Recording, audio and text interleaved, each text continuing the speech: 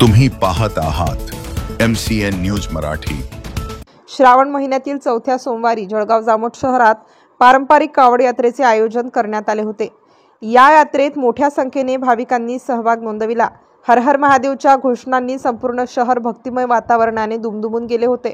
दरवर्षीप्रमाणे यावर्षी देखील शिवभक्तांनी कावड घेऊन नगरातील प्रमुख मार्गावरून पायी यात्रा काढली। यात महिला, पुरुष, तरुण, लहानग्यांनी उत्स्फूर्त सहभाग घेतला। भक्तांनी पूर्णामायचे पवित्र जल भरून कावडीत ठेवले व भोलेनाथच्या जयघोषात हे जल शिवमंदिरात अर्पण केले।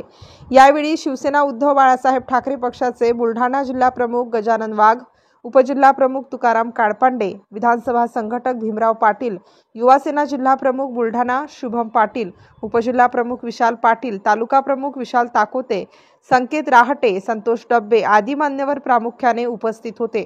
या कावड यात्रेमुळे संपूर्ण जळगाव जामोद शहरात उत्साह व भक्तिमय वातावरण निर्माण झाले होते। MCN न्यूज मराठी करिता उत्तम आगरकर, जळगाव।